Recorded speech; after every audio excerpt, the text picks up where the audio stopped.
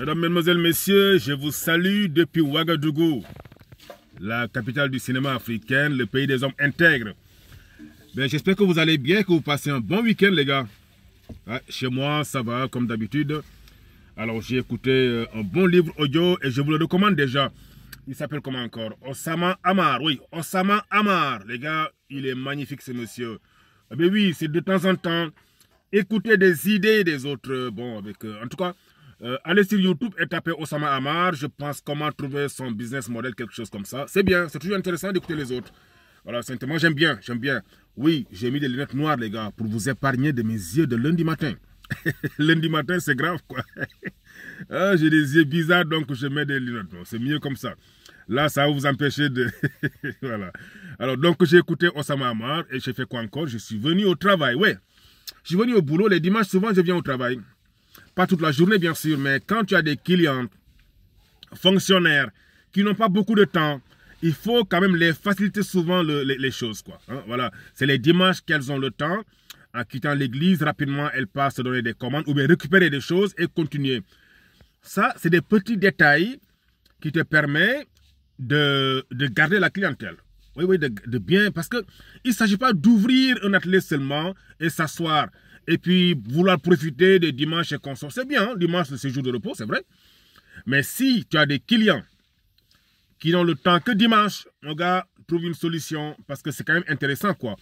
Parce que c'est des petits détails comme ça qui fait que la personne te reste fidèle. Bon, fidèle, c'est une façon de dire, parce que tout le monde sait que les clients ont beaucoup de couturiers. Est-ce que les images même, c'est bon, là, déjà? Ouais. Les clients ont... Les femmes, surtout les femmes, elles ont beaucoup de couturiers. Hein. Si tu penses qu'elles restent chez toi, seules, elles viennent seulement chez toi, tu te fous le doigt dans l'œil, hein. Elles coupent partout, les femmes. Mais il faut développer des techniques qui te permettent quand même de les faciliter les choses, quoi.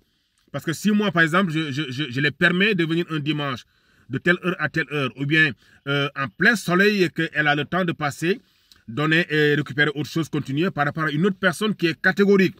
Dimanche, ça ne bouge pas. Non, le gars, il ne veut pas qu'on le dérange le dimanche. Bien évidemment, je vais garder mon client. Je ne sais pas si vous voyez un peu ce que je veux dire. Donc, il faut ces petites facilités. Il faut des petites facilités qui font que le client peut te rester fidèle, on va dire comme ça. Parce que sans ça, pourquoi il va laisser les autres venir chez toi? Si c'est la même chose, non. Développe des petites initiatives comme ça. Hein? Il faut que tu développes, par exemple, sur le plan. Le temps le permet souvent d'amener sa tenue et l'avoir le lendemain. Ça aussi, on le fait souvent. Parce que s'il y a un mariage, quelque chose d'urgent, il faut accepter.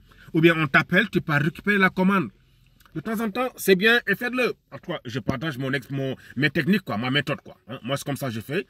Ce qui me permet quand même, par rapport à d'autres promotionnaires, d'autres personnes, même âge que moi, et même dimension, on va dire, qui ont moins de travail, parce qu'il y en a aussi, quoi.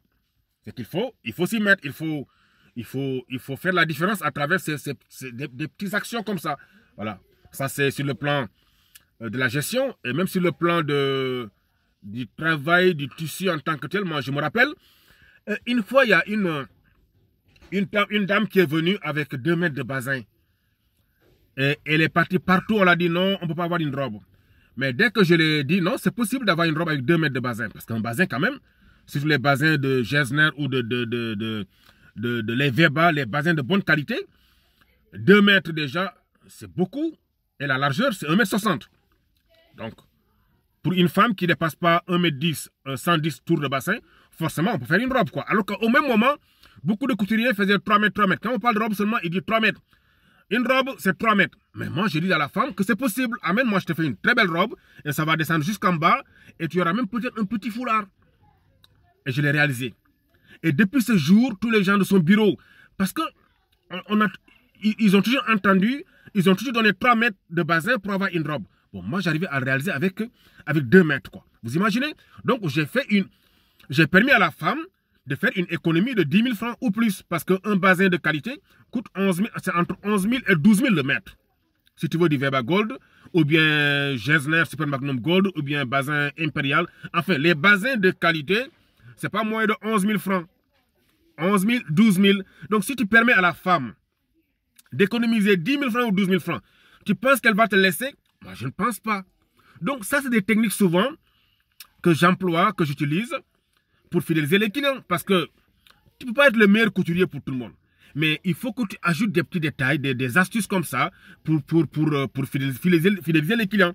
Donc, avec peu de tissu, avec peu de pagnes, et que tu arrives à réaliser des choses extraordinaires, par exemple 3 pagnes. Je découpe au milieu un panier demi, et je te fais une très belle tenue, un ensemble. Eh bien, ailleurs, on le fait avec 2 pagnes. Tu penses qu'elle va me lâcher? Non, je ne pense pas. C'est de ça qu'il s'agit. Il ne suffit pas d'ouvrir atelier, s'asseoir tranquillement, attendre les clients. Non, les clients, ils parlent là où ça les arrange. Là, ils peuvent faire quelques économies de plus. Eh bien, écoute, et que les dimanches, même, elle peut passer de temps en temps prendre ses tenues. Je ne dis pas qu'elle ne va pas te lâcher, mais si tu grouilles un peu quand même et tu fais bien le travail, tu peux avoir des clients comme ça qui durent avec toi. Et ça fait partie juste des techniques que je développe pour fidéliser, on va dire, des clients. Et tu as besoin de ça, d'avoir du cash chaque jour, parce que le métier que tu fais demande beaucoup d'argent, surtout quand tu as un atelier où il y a plus de, on va dire, exemple comme ça, plus de 5 personnes, que tu dois rémunérer chaque jour. Mais ils viennent, ils travaillent, il faut que l'argent rentre tout le temps. Donc, toi, le chef d'atelier, tu dois développer des initiatives, développer des techniques, développer des astuces qui te permettent à ce que les clients restent. Même s'il le faut, tu pars apprendre. Parce que moi, j'ai appris, j'ai payé. Alors, si vraiment tu as besoin d'avoir quelques secrets de ce genre, comment on gère un atelier, comment faire pour fidéliser les clients, comment faire pour que... Bon, fidéliser tout le monde, ce n'est pas possible. Il y aura forcément des gens qui vont lâcher au fur et à mesure et d'autres vont rentrer. D'autres lâchent, d'autres viennent. C'est comme ça. Voilà, c'est comme ça. Mais en tout cas, si tu veux rester comme ça, dans le game, comme je le dis souvent, constant, et que les choses marchent, il faut que tu apprends. Donc, moi, je suis au 70, 18, 69, 28. Si tu as des soucis, que l'atelier marche, ça ne marche pas, tu as des soucis de ça et que tu s'assois, subitement, tu ne vas plus de clients, écoute, tu viens me voir, appelle-moi, on va en parler, on va voir la faisabilité, comment faire pour que ça marche, quoi. Eh bien, c'est payant aussi. Ah ouais, c'est payant. Appelle-moi, on va voir comment faire pour t'aider à ce que les choses marchent et que les clients restent. Voilà quoi. Voilà, c'est ça.